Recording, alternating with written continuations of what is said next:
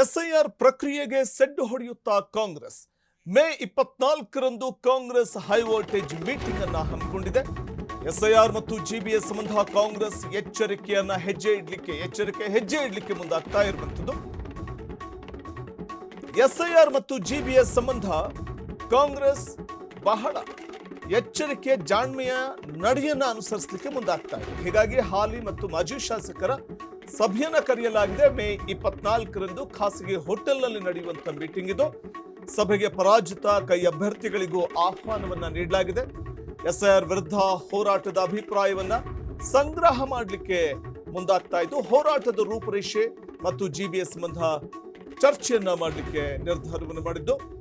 SIR ಪ್ರಕ್ರಿಯೆಗೆ ಸೆಡ್ಡು ಹೊಡೆಯುವಂತಹ ಒಂದು ಪ್ರಯತ್ನವನ್ನು ಮಾಡುತ್ತಾ ಕಾಂಗ್ರೆಸ್ ಪಶ್ಚಿಮ ಬಂಗಾಳದಲ್ಲಿ ನಾವು ನೋಡ್ತಿದ್ವಿ.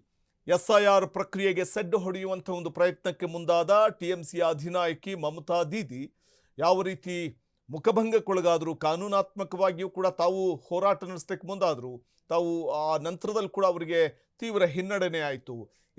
ಎಸ್ಐಆರ್ ಪ್ರಕ್ರಿಯೆ ಅನ್ನುವಂಥದ್ದು ಅಂದರೆ ಮತದಾರರ ಪಟ್ಟಿ ಪರಿಷ್ಕರಣೆ ಅನ್ನುವಂಥ ಒಂದು ವಿಚಾರಕ್ಕೆ ತೀವ್ರ ವಿರೋಧ ವ್ಯಕ್ತಪಡಿಸಿದ್ರು ಮಮತಾ ದೀದಿ.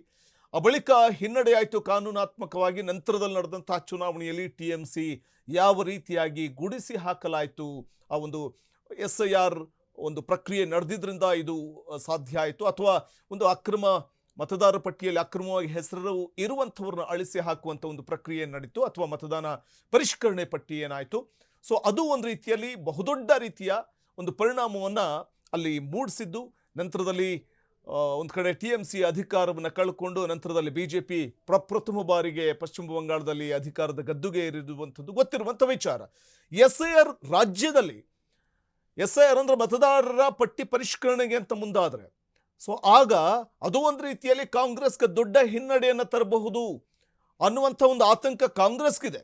ಹಾಗಾಗಿ ಮೇ 24ರಂದು ಕಾಂಗ್ರೆಸ್ ಈ ಸಂಬಂಧ ಚರ್ಚೆ ಮಾಡಲಿಕ್ಕೆ ಹೈ ವೋಲ್ಟೇಜ್ ಮೀಟಿಂಗ್ ಅನ್ನು ಕರೆದಿದೆ. ಅದ್ರ ಜೊತೆಗೆ ಜಿಬಿಎ ಚುನಾವಣೆ ಆಗಸ್ಟ್ ವೇಳೆಗೆ ನಡೆಸಿ ಅಂತ ಏನು ಕೋರ್ಟ್ ಹೇಳಿದೆ, ಆಗಸ್ಟ್ ವೇಳೆಗೂ ನಡೆಯುತ್ತಾ ಅನ್ನುವಂಥದ್ದು ಅನುಮಾನ ಇದೆ.